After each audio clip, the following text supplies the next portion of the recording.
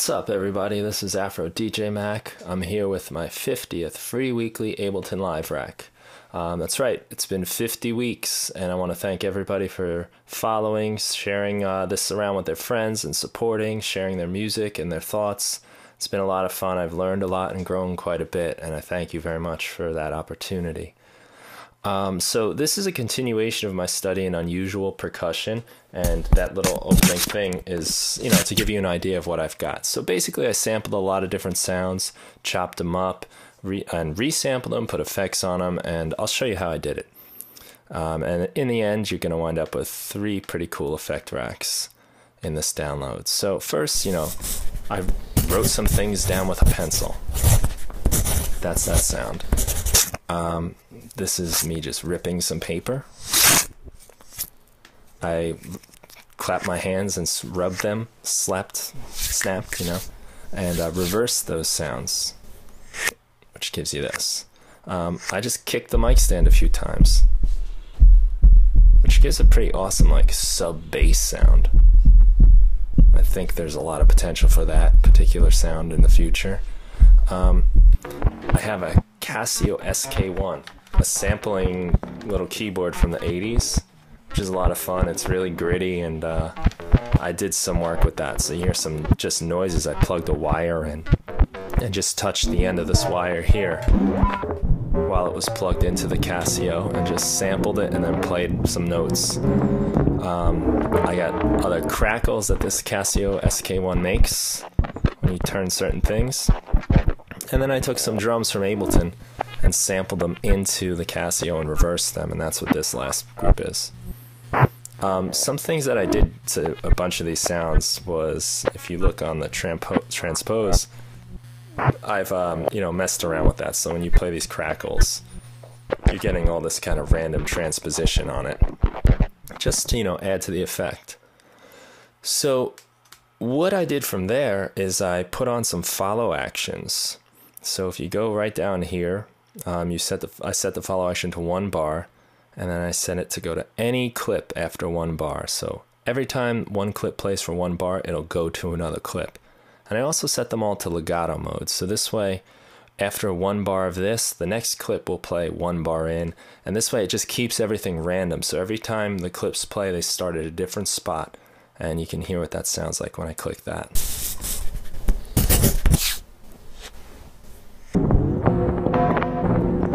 Lots of randomness. I should also point out that I put an auto pan on there to give it a little stereo left and right to add to the randomness. Okay.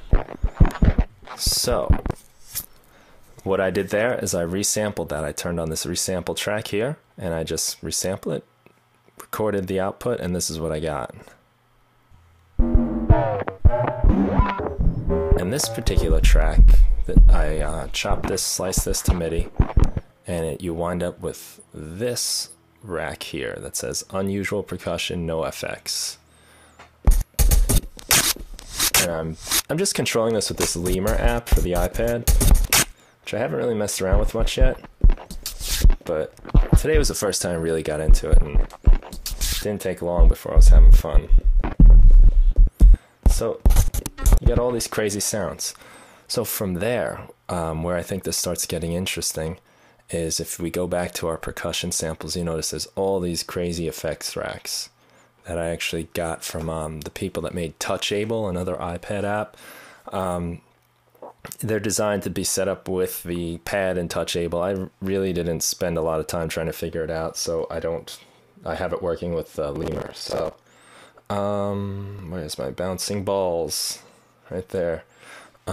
So what I've done is I play these particular racks, these clips, and I've got all of these, you'll see, mapped to all bunch of knobs. So so all these knobs are moving around as I move these balls. And what I can do on my keyboard is I'm just turning them on kind of at random. And some crazy stuff starts happening.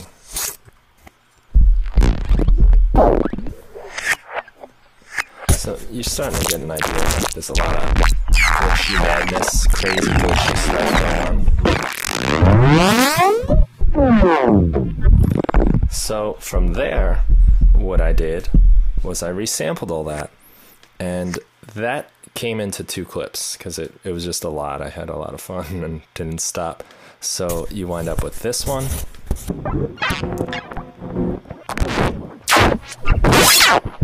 Lots of craziness, sometimes a little loud. And then you also wind up with this clip, which has some cool sounds. And from there, I did the old slice to MIDI. You know, I used my ever so trustworthy filter transposer, and I got these 2 racks here. So let me just go back to my other drum rack pads here, and you can hear what we got for this.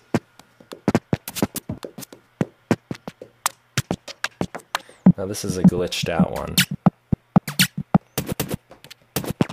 Just little tiny clips of that. And then we got this one too. Some craziness. And this is again that original. So what you have there are just like tons and tons of weird, unusual sounds.